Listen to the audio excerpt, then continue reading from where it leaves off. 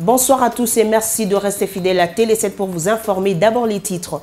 Il est de retour dans la capitale. Le Premier ministre revient d'une tournée en Europe qu'il a conduite en Belgique et en Allemagne. Dans ses contacts, Augustin Matata Ponyo a échangé avec la classe politique belge et allemande sur la situation à l'est de la RDC, mais aussi sur les opportunités d'affaires que présente notre pays. Et au sujet de la guerre à l'est, la nouvelle société civile congolaise a de nouveau donné de la voix ce samedi. Au cours d'une rencontre de la jeunesse, Jonas Tchombela a exhorté les jeunes congolais à prendre conscience des enjeux de l'heure et à se comporter en conséquence. Et en sport, le Daring Club Motema Pembe vient une fois de plus de trébucher devant son éternel rival, Association Sportive V-Club, qui l'a défait 1-0 ce samedi au Stade des Martyrs. Le match compté pour la 20e journée de la Vodacom Diva 1. Voilà pour le sommaire et encore une fois, bonsoir. Et d'abord cette nouvelle du Kasaï oriental, 13 personnes ont péri ce samedi dans un accident de circulation près de Luputa. Et les responsables locaux de la police reprochent au conducteur d'avoir pris le risque de rouler une heure après une forte pluie. Le véhicule de marque Mercedes partait de Mweneditu pour le Katanga. Augustin Matata Ponyo est rentré vendredi dans la capitale après un séjour d'une semaine en Europe. Le chef du gouvernement congolais était tour à tour en Belgique et en Allemagne. Le Premier ministre a plaidé la cause du pays au regard de la guerre d'agression dont la RDC est victime. Il a aussi échangé avec les hommes d'affaires belges et allemands sur les opportunités d'affaires que présente la République démocratique du Congo. Les détails dans ce reportage. À l'instar de la Belgique, ce partenaire traditionnel de la République démocratique du Congo, l'étape de Berlin, capitale de la République fédérale d'Allemagne, n'a pas été une partie de prestige pour le Premier ministre. De contacts au plan politique, diplomatique et ceux en rapport avec le monde des affaires ont été mis à profit par Matata Ponyo Mapon. Illustration avec ces tête-à-tête entre le chef du gouvernement de la République démocratique du Congo et le docteur Oeschgen, conseiller en politique et sécurité de la chancelière allemande Angela Merkel. Le Premier ministre a saisi cette passe en or pour présenter sans embâche la situation sécuritaire qui prévaut actuellement dans l'Est de la République démocratique du Congo, avec entre autres l'implication du Rwanda identifié comme principal agresseur du Congo-Kinshasa. Considérant que le retour de la paix est l'une des conditions de l'émergence de la République démocratique du Congo, voire de l'amélioration des conditions de vie de sa population, Matata Ponyo a indiqué aux autorités allemandes la nécessité pour cette puissance européenne de maintenir sa pression non seulement sur le Rwanda, mais également sur la communauté internationale pour que des femmes et enfants violés du fait de l'agression rwandaise et du soutien du M23 vivent dans la dignité et liberté. Dans cette même optique, Matata Ponyo a indiqué au ministre allemand des Affaires étrangères que le président Joseph Kabila n'est pas contre le dialogue, sauf qu'il doit, a-t-il déclaré, demeurer franc et sincère.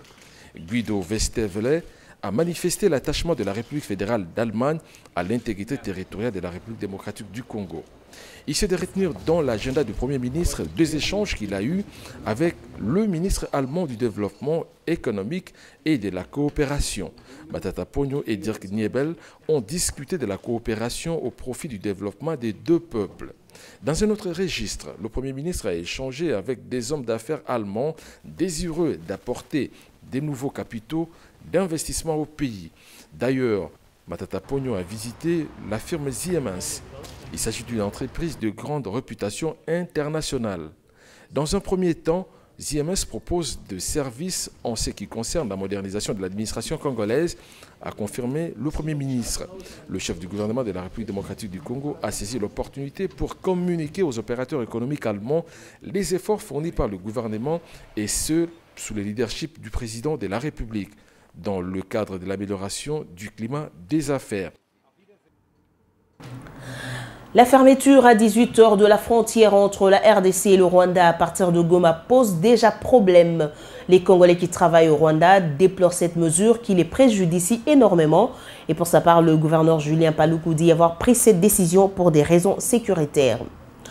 Vent de panique dans le secteur minier congolais. Le navire minier tangue dans des eaux troubles au point qu'un acquéreur des titres semble opter pour un débarquement inopiné de l'embarcation.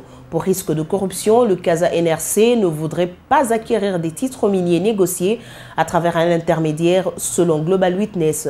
Le FMI exige du gouvernement la publication de 5 contrats signés par la GECAMINE et la pose préalable à la condition des 4e et 5e revues du PEC 2. La pression s'intensifie sur le secteur minier congolais qui joue désormais non pas seulement sa survie, mais surtout sa crédibilité. Et je vous propose ce commentaire de Rosine Martin Bouyamba. Le secteur minier congolais est à la croisée de chemin. Promulgué en 2002, le code minier bat de l'aile au point qu'il se trouve en déphasage avec l'évolution du secteur minier congolais. 10 ans sont passés, mais celui-ci recherche toujours ses marques. D'où tous les espoirs suscités en son temps par ce texte de loi, voulu à la fois innovant et attractif, se sont extampés. Des décisions inappropriées et souvent irrationnelles ont fini par détourner le code de ses objectifs premiers. Les investisseurs qui sont venus en masse pour accompagner l'État congolais dans la relance de ce secteur ont vite décanté. Certains ont dû quitter le secteur sur la pointe de pied. 10 ans plus tard, la République démocratique du Congo fait du surplace, payant ainsi le prix de ses turpitudes. Le second programme du gouvernement est bloqué au niveau du Fonds monétaire international du fait des incohérences relevées dans le secteur des mines. Pris de panique, certains investisseurs qui se sont déjà annoncés dans le secteur font marche arrière, craignant le pire. Voyant le danger venir, le gouvernement s'est empressé d'annoncer la révision du code minier. Saura-t-il cependant venir à bout des pesanteurs qui rejettent encore ce secteur? Difficile de le dire pour l'instant. Le Premier ministre, Augustin Matata Ponyo Mapone, a pris l'engagement de remettre de l'ordre dans ces secteurs en prenant le taureau par les cornes. Dans une déclaration faite à Bruxelles, le chef du gouvernement congolais a rassuré quant à la volonté de son équipe à poursuivre des efforts de transparence dans les secteurs des ressources naturelles, particulièrement minières. N'empêche que, d'ores et déjà, le conseil d'administration du Fonds monétaire international ne s'est pas privé de soulever des déficits de transparence dans les secteurs des ressources naturelles en RDC. Les administrateurs ont invité instamment le gouvernement à intensifier les efforts destinés à améliorer la gouvernance et la transparence des industries extractives, ainsi que le climat des affaires de manière plus générale, si le pays veut tirer parti des avantages de sa grande richesse en ressources naturelles. Les autorités doivent agir rapidement pour remédier aux insuffisances récemment mises à jour par la transformation des entreprises d'État en sociétés privées dans le secteur des ressources naturelles. Les administrateurs du FMI font directement allusion à la GECAMINE, entreprise publique à caractère commercial, par qui tous les malheurs s'abattent sur le gouvernement. Pour le FMI, il ne se serait pas indiqué de conclure les 4e et 5e revues sans préalablement mettre de l'ordre dans les contrats négociés, signés et revendus à prix d'or sur les places boursières par des intermédiaires. En province orientale, les autorités locales somment l'entreprise chinoise d'exploitation d'or Fametal de cesser ses activités dans leur province. Cette décision était prise vendredi à Bunia à l'issue d'une réunion de 2 jours du comité de sécurité du territoire d'Irumu. L'entreprise incriminée est accusée de travailler dans l'opacité la plus totale et 3 autres sociétés chinoises sous-traitants de la société minière de Kilomoto sont elles aussi priées de régulariser leur situation. Le programme Jeunesse et démocratie de la nouvelle société civile congolaise a tenu ce samedi une conférence à l'intention des jeunes de la commune de Kasavubu. Par cette rencontre, cette structure entend sensibiliser plus de jeunes sur la participation au processus de démocratie. C'était au siège de la nouvelle société civile congolaise dans la commune de Kasavubu. Jémi Mamogo, Ange Matulunga et Baby Malobo. En l'absence des députés et sénateurs pourtant invités à cette manifestation, le programme Jeunesse et démocratie de la nouvelle société civile congolaise ne s'est pas empêché de respecter son calendrier. L'orateur du jour commence par circonscrire le cadre de cette rencontre citoyenne. Donc vous vous rendrez compte qu'aujourd'hui, la jeunesse est complètement oubliée.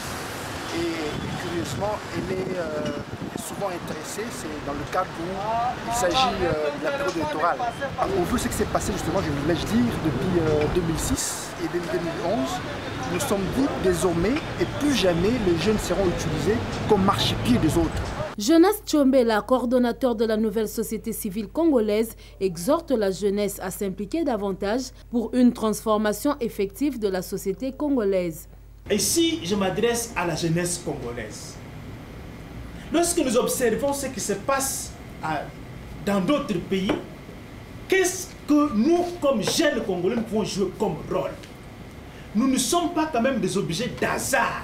Cette rencontre n'est qu'une première d'une série que cette structure entend organiser. Ces jeunes réunis autour de cette plateforme promettent de faire la ronde de toutes les communes, mais aussi de toutes les provinces pour conscientiser la jeunesse congolaise à prendre ses responsabilités devant la situation actuelle du pays.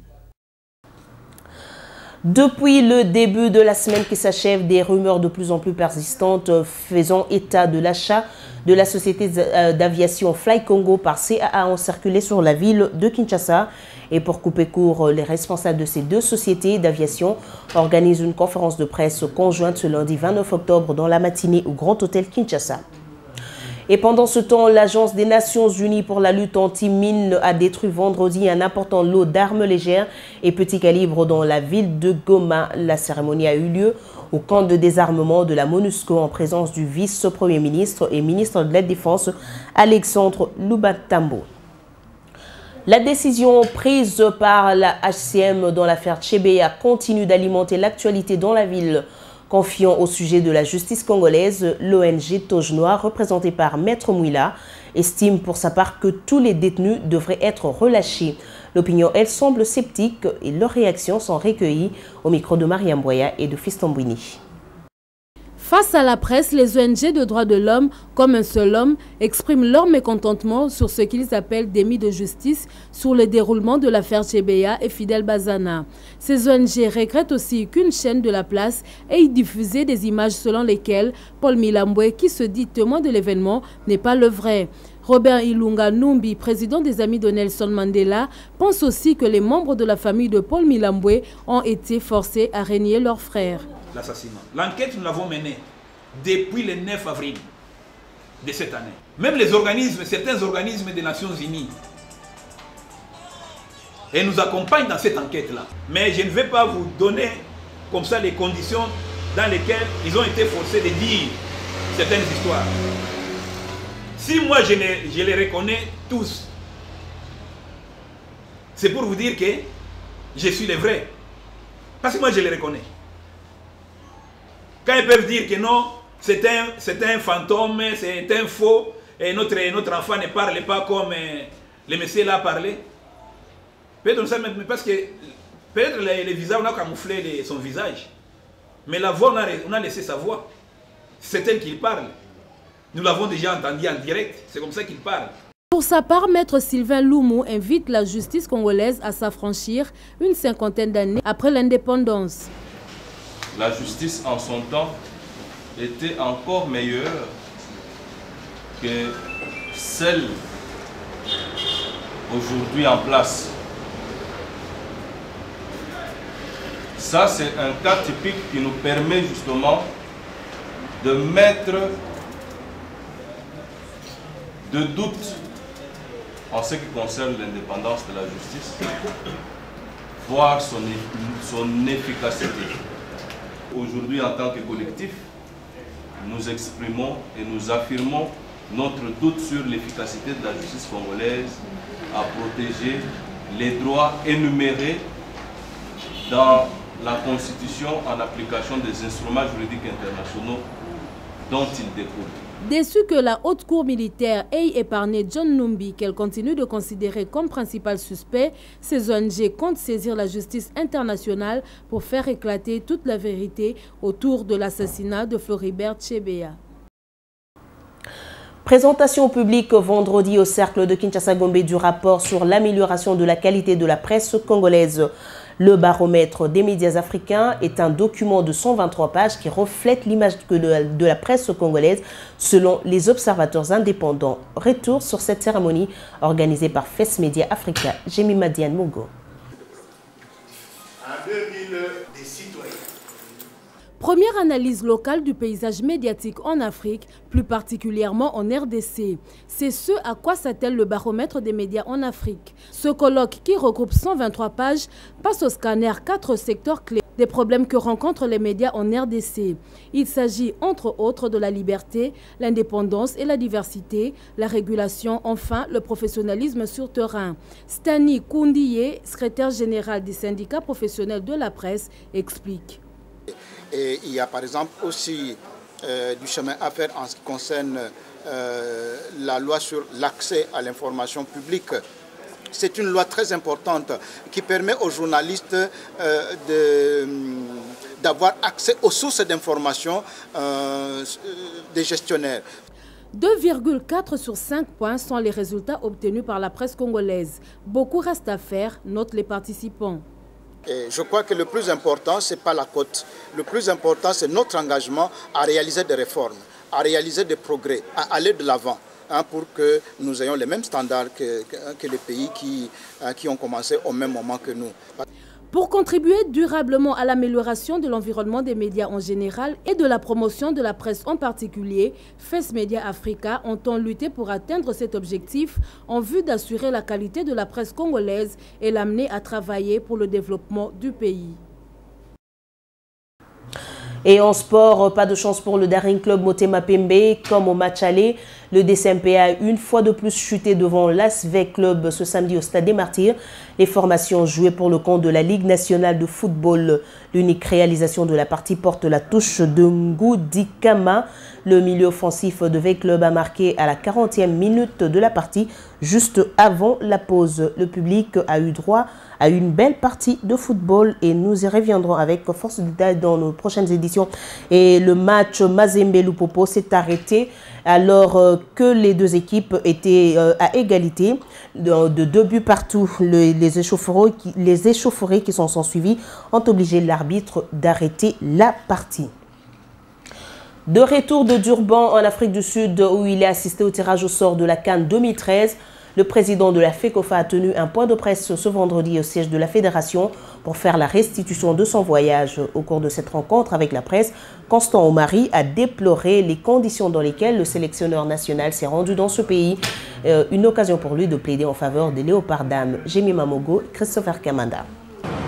D'entrée de jeu, Constant Omari commence par dénoncer les conditions dans lesquelles le sélectionneur national Claude Leroy et son adjoint ont voyagé pour l'Afrique du Sud pour le tirage au sort sans moyens ni titre de voyage. Le problème a été posé à tous les échelons de la chaîne de dépenses. Les entraîneurs étaient bloqués à Kinshasa, le coordonnateur était bloqué à Kinshasa. Ils avaient déjà l'ordre de mission signé par les responsables appropriés, mais les moyens n'étaient pas disponibilisés. Il a fallu, comme vous le savez, que Claude Leroy monte au créneau, qu'il menace, parce qu'il était dans ce dos. Le président de l'instance nationale de football s'insurge contre le secrétaire général au sport qui s'est présenté au séminaire des associations nationales à Durban au nom de la FECOFA. On m'informe qu'il y a un monsieur qui s'est présenté au nom de la fédération pour assister au séminaire réservé aux équipes qualifiées, donc des associations nationales. Je demande le nom, c'est le secrétaire général du sport. Il n'est pas sur la liste de ceux que nous avions inscrits pour assister au séminaire. Concernant l'équipe nationale dames qualifiée et qui se prépare pour la phase finale de la CAN féminine, prévue en Guinée équatoriale du 28 octobre au 11 novembre prochain, l'incertitude demeure quant à leur participation, prévient le président de la FECOFA. Quand vous avez les filles seniors A, dans des conditions médiocres, arrivent à se qualifier à une CAN. Aujourd'hui, nous parlons de la CAN 2013, pour laquelle il y a eu tirage au sort. Ça, c'est la version masculine. Mais la version féminine, où nous avons une équipe nationale féminine qualifiée. Au moment où nous parlons, nous vous passons le message. Nous ne sommes pas à mesure de vous dire si cette équipe va se déplacer ou pas. La République démocratique du Congo devrait s'attendre à des lourdes sanctions si cette équipe ne participe pas à la compétition. En outre, la bonne prestation des Léopards à la CAN Afrique du Sud 2013 dépend de l'organisation et de la préparation. On ne peut pas donc attendre des bons résultats sans moyens conséquents, prévient Constant Omari Selemani. Et en page internationale, vous le savez peut-être déjà, le Rwanda est depuis le 19 octobre dernier membre non permanent au Conseil de sécurité des Nations Unies. Et voilà une élection qui suscite des questions du genre. Le pays est-il prêt à tenir ce mandat? Et c'est ce qui fait l'objet de cette analyse que je vous propose de suivre. une opportunité majeure. La population rwandaise a accueilli avec fierté l'élection du pays en tant que membre non permanent du Conseil de sécurité. Malgré les protestations du voisin congolais qui l'accuse de soutenir les rebelles du M23 dans le Nord Kivu, le pays des 1000 collines ne compte pas rater ce rendez-vous de la scène internationale et régionale. Nul ne peut saisir toute la complexité des problèmes régionaux, à part ses propres membres. L'élection du Rwanda lui permettra d'être l'avocat du continent et de donner la visibilité non seulement au pays, mais à toute l'Afrique en général.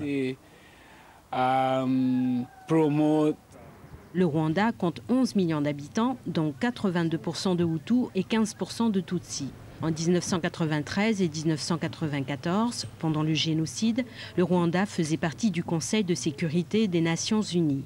Un précédent historique, a priori lourd à porter, mais que le pays veut tourner à son avantage. C'est très bon pour le Rwanda. Même si le pays n'est pas aussi riche que le Kenya ou l'Afrique du Sud, avoir un droit de regard sur la sécurité régionale est excellent. Et de toute façon, économiquement, il rattrapera tous les autres pays africains. Le Rwanda est le 6e contributeur dans le contingent des casques bleus de l'ONU. Une situation qui lui permet, outre sa qualité de nouveau membre non permanent du Conseil de sécurité, de réfuter toute accusation d'usurpation. Et pour clore cette page internationale, le Burkina Faso abrite la 13e édition du Salon international de l'artisanat. 560 exposants et 33 pays sont attendus à Ouagadougou pour ces assises qui s'étendent jusqu'au 4 novembre prochain. Les détails avec France 24. Cette année est l'artisanat et l'émergence économique. 560 exposants et 33 pays sont attendus. On écoute Luc Adolphe Tiao, Premier ministre du Burkina Faso, en visite au salon. Nous avons vu beaucoup d'innovations, ce qui m'a frappé parce que les visites étaient assez rapides. J'ai constaté que nos jeunes artistes aujourd'hui savent intégrer des matériaux modernes pour créer des figurines, pour créer des objets d'une très haute signification. Et cela prouve que l'artisanat africain prend aujourd'hui de l'ampleur, prend aujourd'hui de la hauteur, en contact avec les artisans des autres pays. Et nous souhaitons justement que le thème de cette édition, qui voit l'artisanat comme un facteur de l'émergence économique, jouer davantage son rôle dans nos économies africaines. Et à présent, la lecture de la presse parue ce matin dans la capitale avec Rossine Martin Bouyamba. La SADC est prête à participer à la force internationale neutre à déployer dans la partie est de la République démocratique du Congo, reprend le potentiel à son deuxième titre. C'est l'une des informations filtrées au terme de la rencontre de jeudi à Goma au Nord Kivu entre les ministres de la Défense des pays membres de la CIRGEL. L'objectif, un autre tabloïd bien sûr, se dit fatigué du procès de Jean-Pierre Bemba Gombo à la Cour pénale internationale.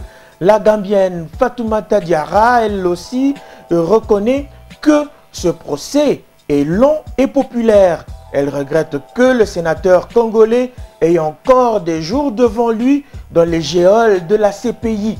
Les retards observés, selon elle, avant le procès, le prononcé plutôt du verdict est dû à la nature complexe de la procédure pénale durant cette juridiction, regrette à son tour ce tabloïd. Panique dans le secteur minier congolais, s'écrit le potentiel en manchette. Le navire minier tangue dans des eaux troubles au point qu'un acquéreur des titres semble opter pour un débarquement inopiné de l'embarcation. La pression s'intensifie sur le secteur minier congolais qui joue désormais sa survie et sa crédibilité.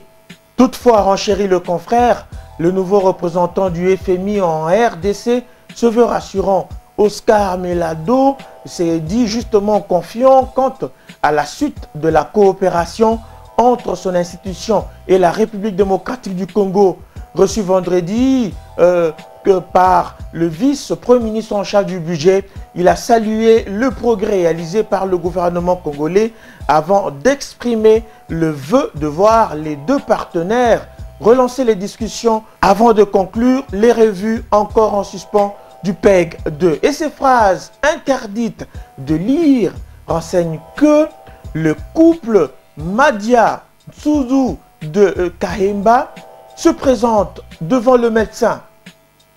Docteur, nous sommes mariés depuis 15 ans et jusqu'ici, ma femme ne conçoit toujours pas. Comment dormez-vous? Demande le médecin. Nous dormons chacun dans sa chambre, répond la femme. Et pourquoi ça, madame?